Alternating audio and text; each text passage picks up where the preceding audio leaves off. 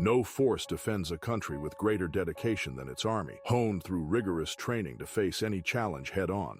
Yet even the most disciplined soldiers can find themselves in situations where skill alone isn't enough. Sometimes luck plays a crucial role. When that luck runs out, the consequences can be dire. This was the grim reality for a team of soldiers who, despite their extensive training, found themselves helpless against the raw power of a grizzly bear. A fight for survival followed, where the odds weren't in their favor. Join us as we recount the harrowing events that unfolded. The Siberian winter gripped the land near Lake Baikal as 9 Russian soldiers prepared for a military survival exercise on January 4, 2025. Captain Dmitry Volkov led the group, each man layered in wool and military-issue jackets. They were trained to endure desolation and survive the unforgiving wilderness. Their orders: traverse the frozen forest, camp overnight, and reach the rendezvous point by the following evening. On paper, it was routine, but the biting cold and dense, snow-laden woods turned every step into a trial. The group moved steadily, boots crunching through layers of hardened snow. The pale sun sank below the horizon earlier than expected, plunging the forest into a cold, oppressive darkness. They found a flat clearing near the lake's edge and made camp. Tents rose quickly, rifles leaned against trees, and a small fire lit. The weary but disciplined soldiers ate dry rations in near silence, their breath fogging the frigid air. Above, stars gleamed coldly against an endless sky. Unbeknownst to them, danger lurked nearby. The brutal winter had ravaged the region's wildlife, driving a starving Russian grizzly bear into desperation. Its fur hung in patches, ribs jutting through sagging skin. Days without food had left it emaciated and maddened. The scent of rations and the warmth of the fire drew the bear, cutting through the frost and overpowering any hesitation. Silent and deliberate, it moved through the trees, its massive frame merging with the shadows. Its black eyes locked onto the faint light ahead.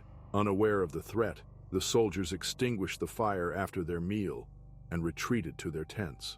The forest fell silent except for the faint wind rustling through pines and the creak of frozen branches.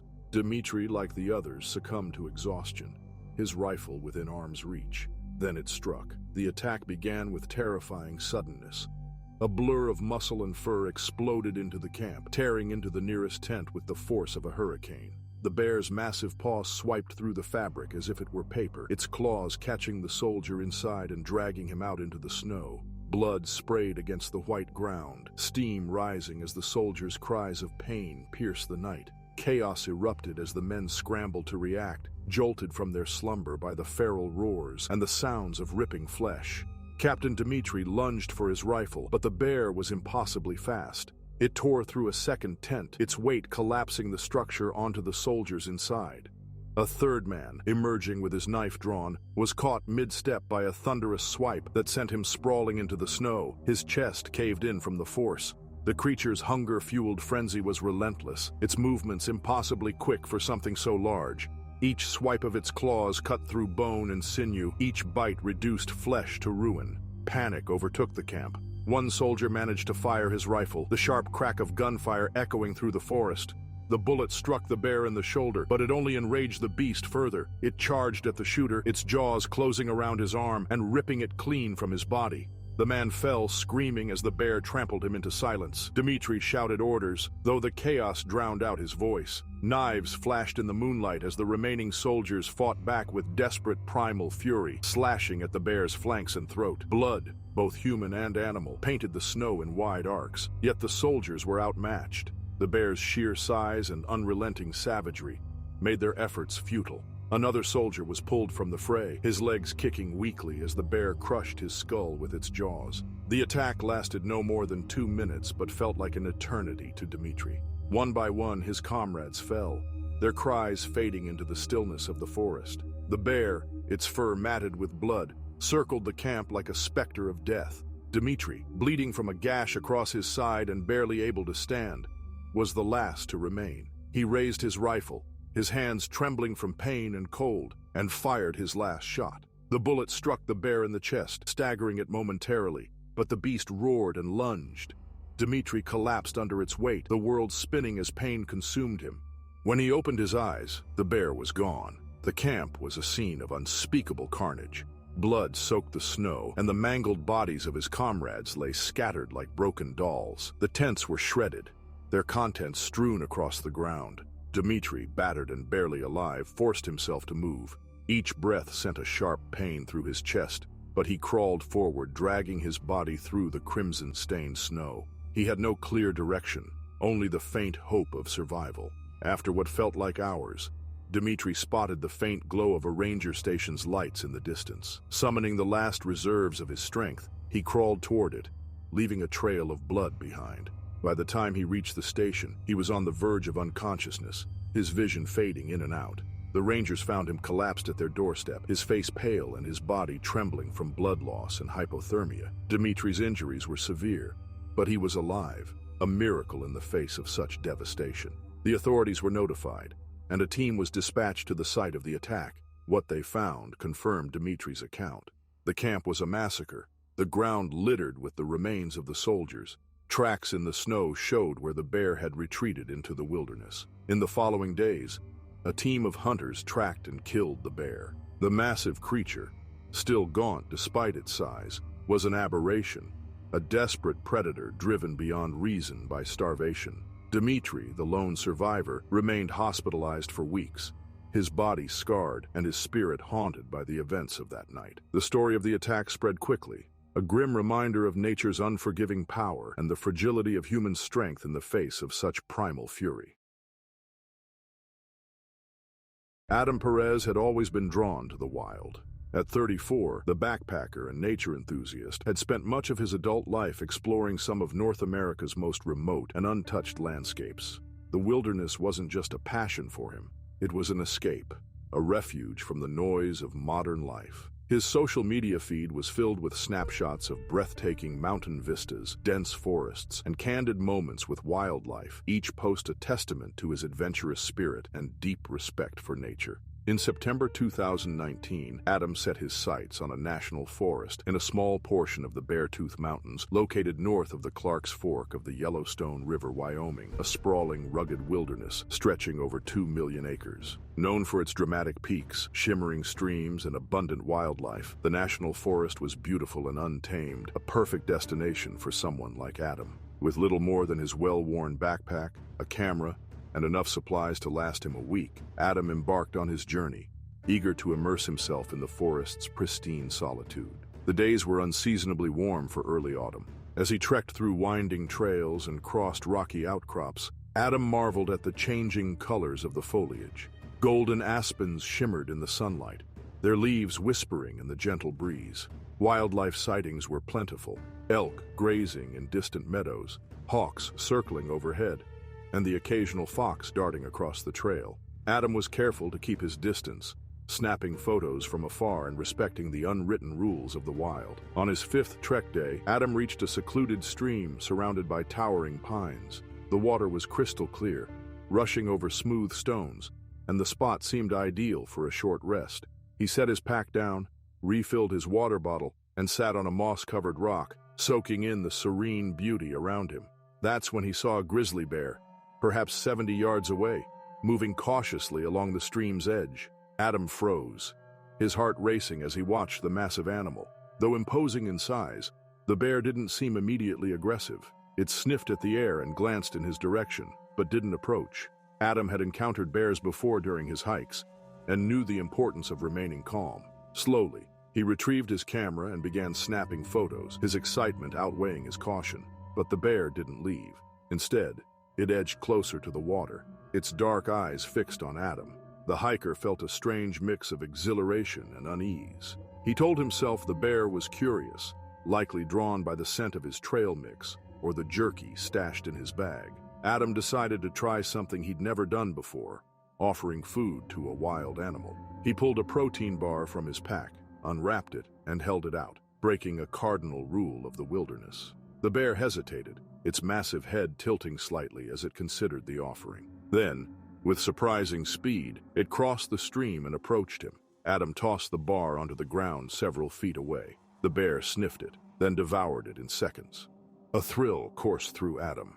This wasn't just a photograph or a distant sighting. This was a personal interaction with one of nature's most powerful creatures. Emboldened by the bear's calm demeanor, he reached into his bag for more food. But as he did, the bear's posture shifted. Its ears flattened, and it let out a low, guttural sound. Adam froze, a sinking feeling overtaking him.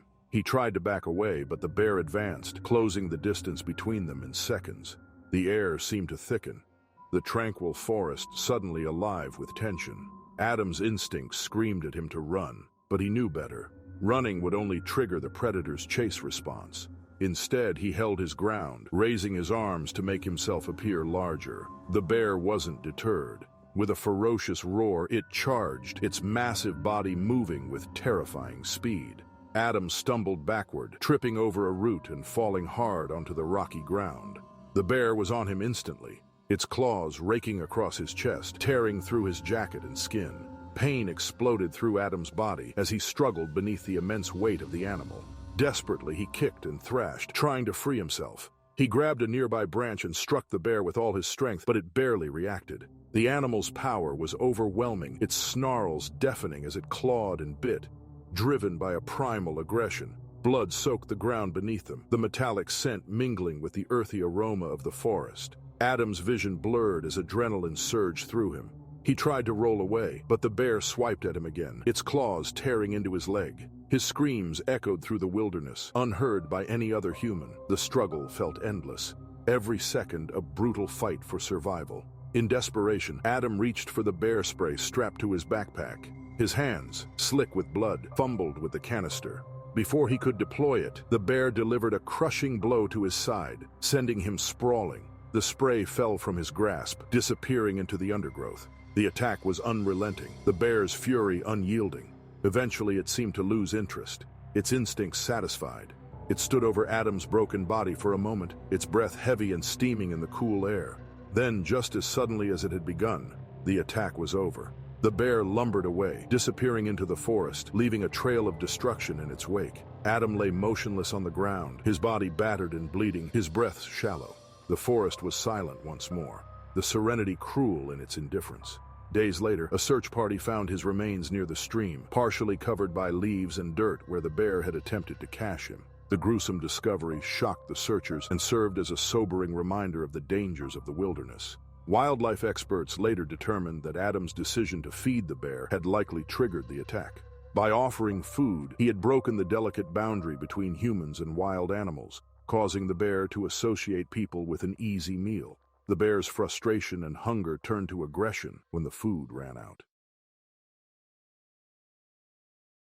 In August 2019, Rachel and David Mitchell landed in the Yukon Territory, seeking a break from their demanding lives. They were a wealthy, high-profile couple in their early 40s, known for their success in real estate and tech.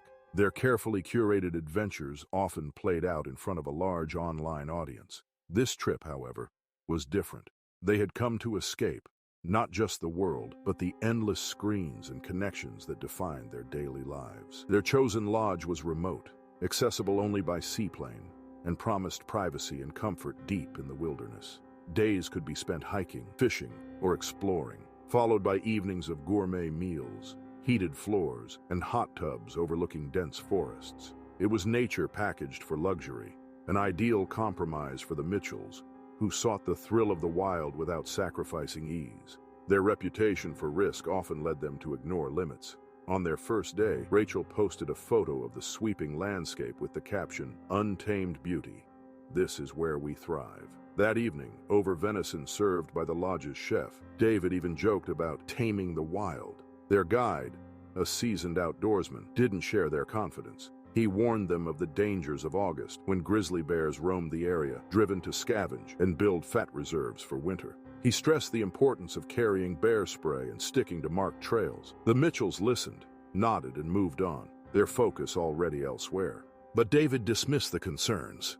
The Mitchells, accustomed to curated risks and controlled environments, saw the wilderness as another experience to conquer. The couple planned their private hike for the next morning, choosing not to bring the bear spray offered by the lodge. The guide's repeated warnings seemed irrelevant to their self-assured confidence. The day was crisp and cool, with a soft mist clinging to the trees as the Mitchells set out. Their trail led them through towering evergreens and across babbling brooks, their designer hiking gear clean and pristine against the earthy backdrop. They moved deeper into the forest, where the air felt heavier and quieter. Signs of bear activity were everywhere: overturned logs, deep claw marks on trees, and fresh scat. But to the Mitchells, these were curiosities rather than warnings. They pressed on, confident they could handle anything that came their way. After hours of hiking, they encountered a clearing edged by dense shrubs with ripe berries. The sight was picturesque, a pocket of vibrant life in the shadowy forest. Rachel took out her camera, framing a shot of David standing amid the bushes. Unbeknownst to them, they had walked into a bear's territory.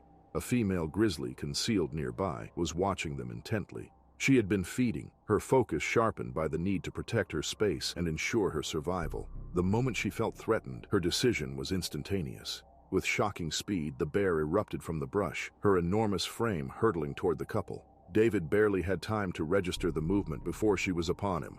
The force of the impact sent him sprawling to the ground. The grizzly's claws, each the size of a man's hand, tore into him with devastating efficiency.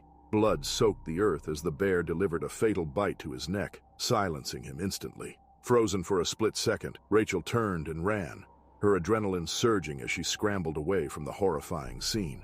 The forest, so serene minutes earlier, now seemed endless and hostile.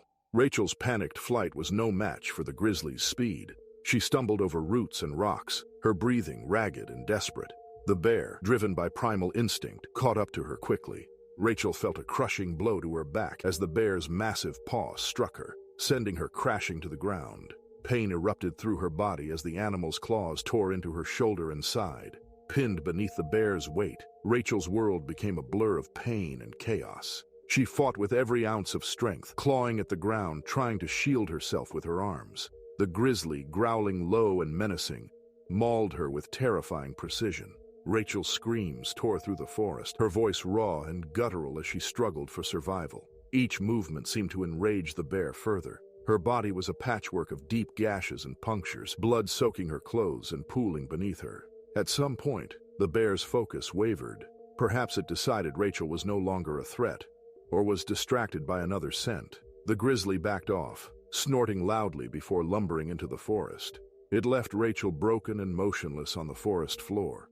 She lay there, her body trembling and her breath shallow, the oppressive silence of the wilderness returning as the bear disappeared into the trees. Time became a haze for Rachel. The pain was excruciating, her injuries severe enough to move nearly impossible. She felt the weight of the forest pressing down on her, its isolation, its indifference. She had no strength to call for help and no idea if anyone would find her. Hours passed, each one marked by the slow seep of blood and the chill of the Yukon air settling into her battered frame. A search party from the lodge, sent out when the Mitchells failed to return, stumbled upon a grim scene. David's body lay near a berry patch, lifeless, while Rachel was found further along the trail, severely injured. The rescuers acted quickly, stabilizing her as much as possible before carrying her out of the forest. The journey back was excruciating, each movement intensifying her pain. Rachel was airlifted to a hospital, but her injuries, deep gashes, broken ribs, and massive blood loss, were too severe. She died shortly after arriving. Headlines blamed the couple's disregard for safety warnings and misplaced confidence that wealth could shield them from nature's dangers, turning their tragic death into a cautionary tale. The lodge's reputation as a luxurious escape was also affected. It was replaced by a reminder that the wilderness is unpredictable and unforgiving. In September 2019, the morning sky hung heavy as a search and rescue team set out into the Bitterroot Mountains, the rugged terrain still damp from an early autumn rain. The crisp air stung the lungs and hinted at the coming winter. Mark Hamilton, a seasoned guide with decades of experience, led the group of 4 through the towering pines and tangled underbrush maze. They moved methodically, each step calculated to cover as much ground as possible in their search for Lily Tran, a 29-year-old hiker reported missing 2 days earlier. Her family had last heard from her via text, a message describing her plans to explore a remote trail near the valley floor. Mark knew the Bitterroots well. The region was as unforgiving as it was breathtaking, a wilderness of jagged peaks, hidden ravines, and dense thickets where even seasoned hikers could lose their way. The group carried the tools of their trade: GPS devices, survival kits, bear spray, and two-way radios. Each of them had been trained for the unexpected, but they also understood the stakes. Every hour mattered. If Lily had become injured or disoriented, the freezing temperatures at night would be merciless. The group fanned out, following a trail of subtle clues: a trampled patch of grass, a discarded granola wrapper, and faint footprints in the mud. Despite the odds, they were hopeful. Lily was young and fit. She could still be alive if she'd found some shelter. The search had already led them through steep inclines and rocky paths, slick with moss. But Mark kept their spirits focused. For all its beauty, the forest was eerily quiet, as though holding its breath. By mid-afternoon, the team had entered a dense patch of undergrowth that funneled them into a narrow clearing. Mark, in the lead, slowed his pace. Something felt off. The air carried an almost tangible tension, the kind experienced outdoors people learn to recognize. Then they saw them, a mother grizzly and her two cubs, less than 30 yards ahead. The bears had been foraging, their massive forms partially obscured by a cluster of berry bushes. At first, they didn't notice the humans, but the sudden rustle of branches and the scent of unfamiliar intruders changed everything. The mother bear's head shot up, her dark eyes locking onto the group. Mark froze, instinct taking over as he raised his arm to signal the others to stop. The bear huffed loudly, her breath visible in the cool air. She wasn't retreating. Instead, she stepped forward, her massive body a wall of muscle and fur. Mark's mind raced. They had wandered too close, unintentionally cornering her and her cubs. Grizzlies were fiercely protective mothers, and this one had no intention of fleeing. The bear let out a guttural roar that vibrated through the trees and set the forest alive with the sudden panic of birds taking flight. Then she charged. The group scattered, instinct overriding strategy as each member sought safety. Mark dove toward a nearby tree, his hand already fumbling for the canister of bear spray at his side. The bear's initial charge was a thunderous blur, her powerful strides ripping through the undergrowth like it was paper. Dave Jackson, the youngest team member, wasn't fast enough. She reached him first, her paw swiping with devastating force. Dave went down hard, his body hitting the forest floor, muffled by the bear's roar. She reared up on her hind legs, towering over him before slamming down with her full weight. Mark yelled to distract her, but the bear was relentless. Dave tried to shield himself, his arms raised in a futile defense, but the grizzly's claws tore through him with horrifying ease. Aaron Reed, another team member, had circled back in an attempt to help. Armed with his canister of bear spray, he sprinted toward the chaos, determined to save his friend. He managed to fire a burst directly at the bear's face, the orange mist dispersing in a cloud. The grizzly recoiled briefly, shaking her massive head as she snarled, but the spray wasn't enough to deter her. She turned her attention to Aaron, her rage now redirected. The bear charged again, her sheer speed and power overwhelming. Aaron tried to retreat but tripped on a root and fell backward. She was on him in seconds, her jaws clamping down on his shoulder with a sickening crunch. Mark fired his spray canister from his vantage point behind a tree, hitting the bear squarely in the face. She growled and hesitated, her eyes watering from the chemical irritant. The cubs, frightened by the commotion, began to cry out, their high-pitched whines echoing through the clearing. Still agitated but distracted by her cubs' distress, the mother bear finally backed off.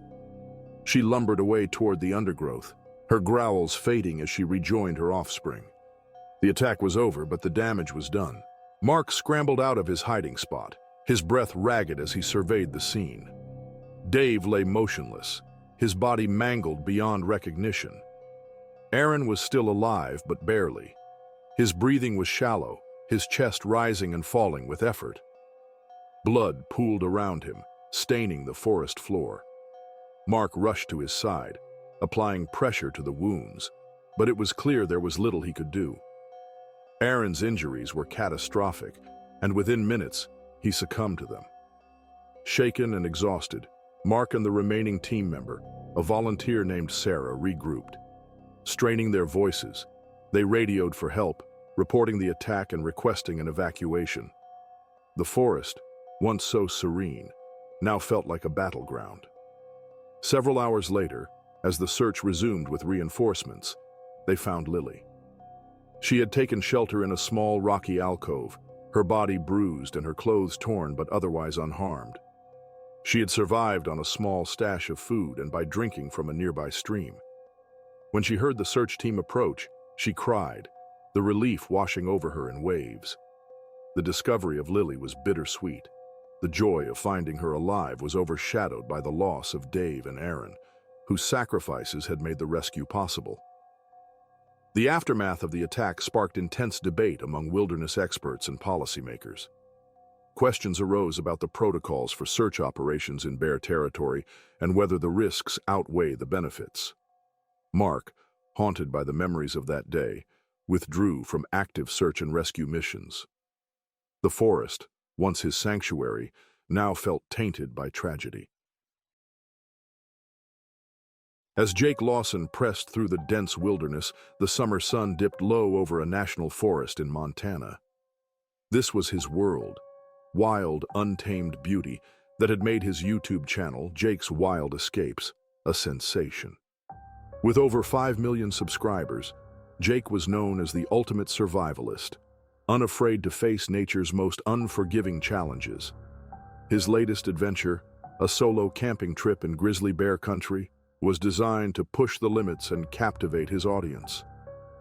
Equipped with his usual gear, a compact camera, survival knife, bear spray, and lightweight tent, he embraced the solitude as the trail became steeper and more isolated. The sounds of snapping twigs and rustling leaves reminded him that nature was never far, but this raw connection fueled his passion.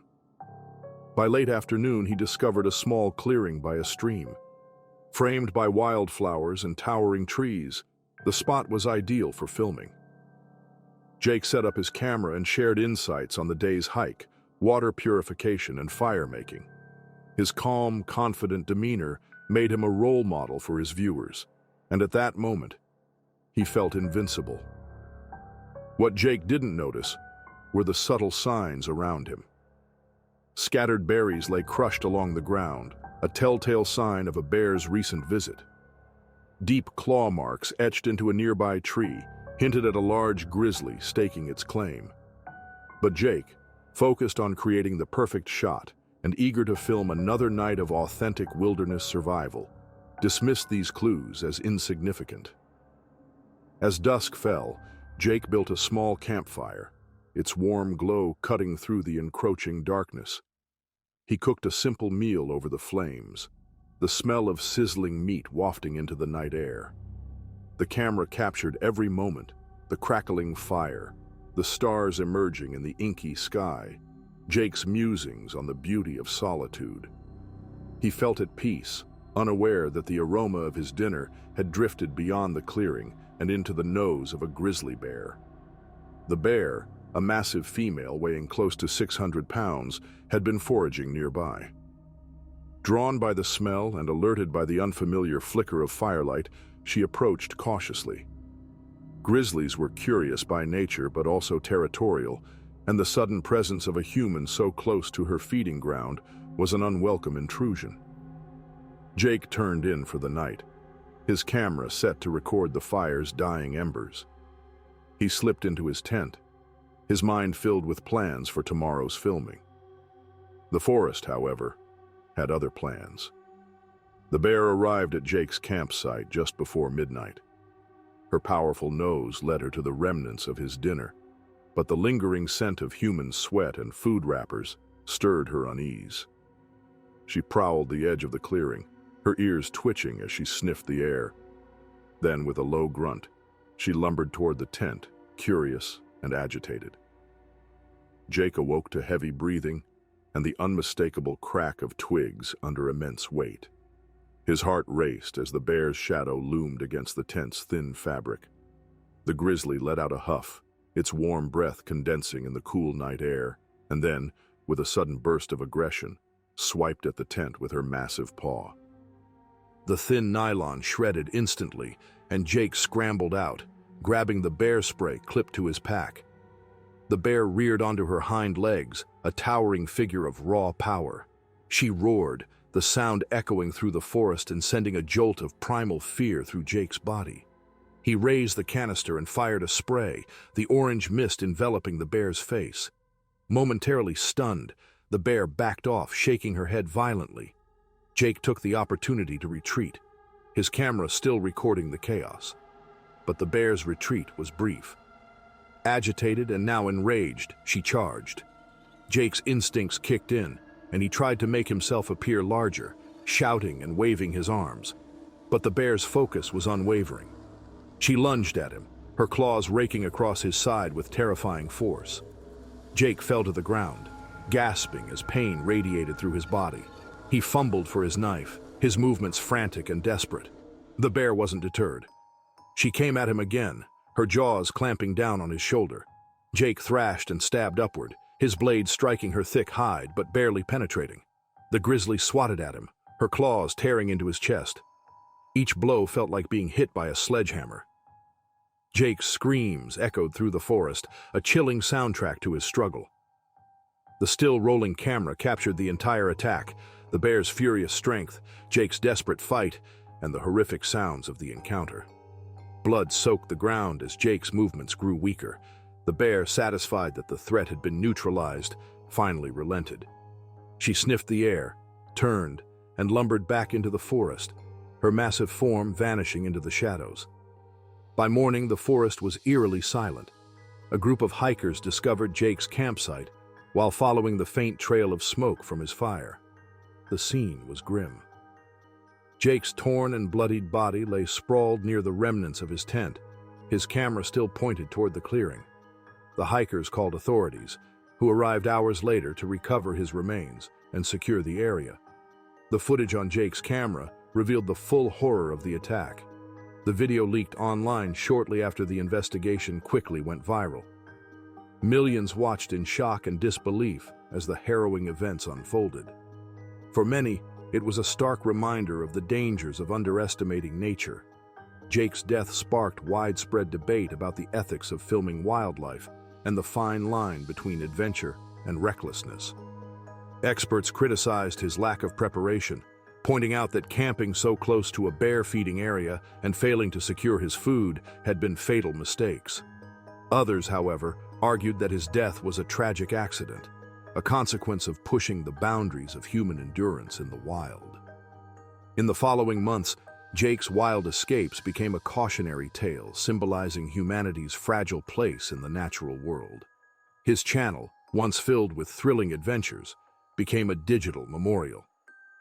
Fans left thousands of comments, expressing their sorrow and admiration for a man who had lived and ultimately died on his terms. In September 2020, the crisp autumn air settled over a national recreation area in Idaho, its remote wilderness blanketed in golden aspens and dense evergreen forests. Jack Turner, a 41-year-old father and experienced outdoorsman, decided to take his two children, Max, 10, and Lily, 8, on a weekend camping trip. For Jack, the outdoors had always been a place of connection with nature and his family. He wanted to share his love of the wilderness with his children, teaching them survival skills and fostering a sense of adventure. The family arrived Friday afternoon, their SUV loaded with gear and supplies. Jack picked a secluded campsite near a serene alpine lake where the world stood still. The children helped him pitch their tent and gather firewood, their laughter ringing through the crisp mountain air. Jack felt a surge of pride watching them. Despite their young ages, Max and Lily had already learned to respect the wild and follow his instructions. By evening, the family sat around a crackling fire, roasting marshmallows and enjoying the quiet solitude of the wilderness. Jack pointed out constellations in the clear, star-filled sky while the firelight danced on their faces. The forest around them was alive with faint sounds.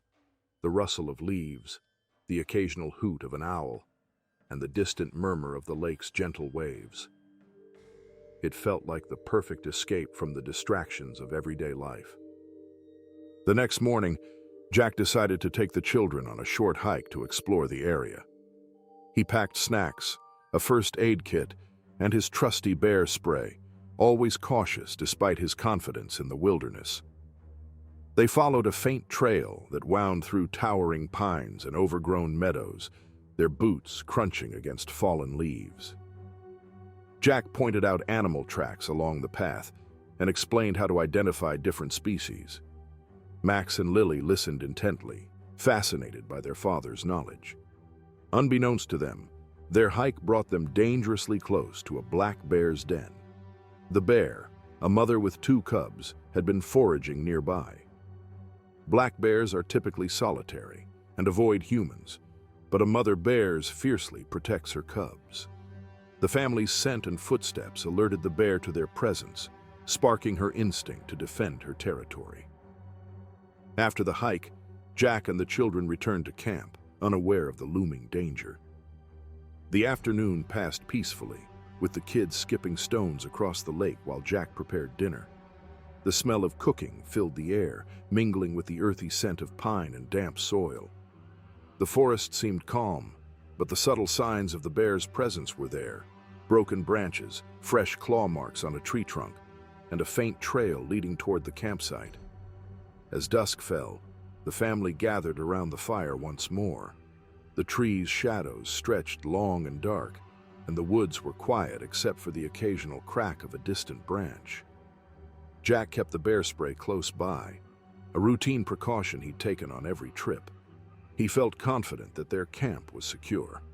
Then, without warning, the bear appeared at the edge of the clearing. The fading twilight backlit her massive frame, and her eyes were fixed on the family. Jack froze, his mind racing. The bear let out a guttural huff, her muscles tense and ready to charge. Instinct took over. Jack stepped forward, putting himself between the bear and his children. He grabbed the bear spray, his heart pounding as adrenaline surged through his veins. Max and Lily clung to each other behind him, their eyes wide with terror. The bear charged, covering the distance between them with shocking speed. Jack raised the bear spray and unleashed a cloud of orange mist. The bear skidded to a stop, shaking her head and letting out an enraged roar.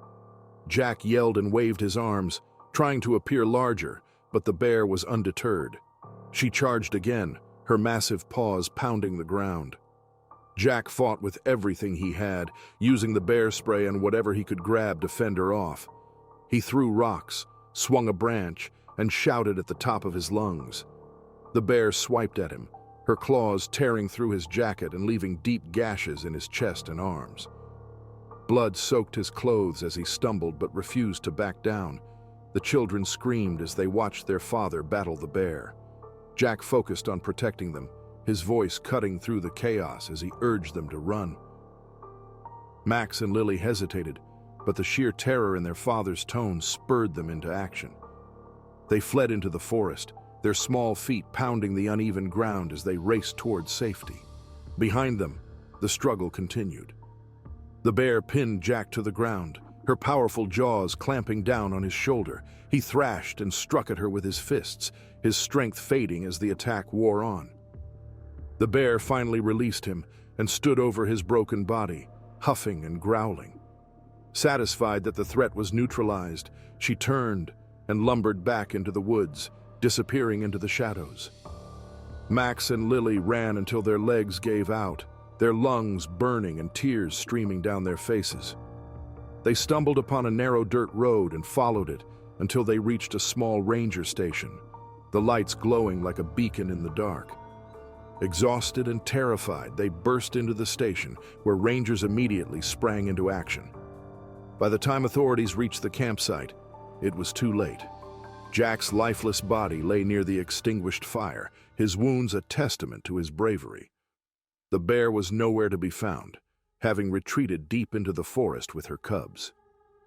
The rangers escorted Max and Lily back to civilization, their young faces pale and haunted. News of the attack spread quickly, sparking debates about the risks of camping in bear country and the unpredictable nature of wildlife encounters.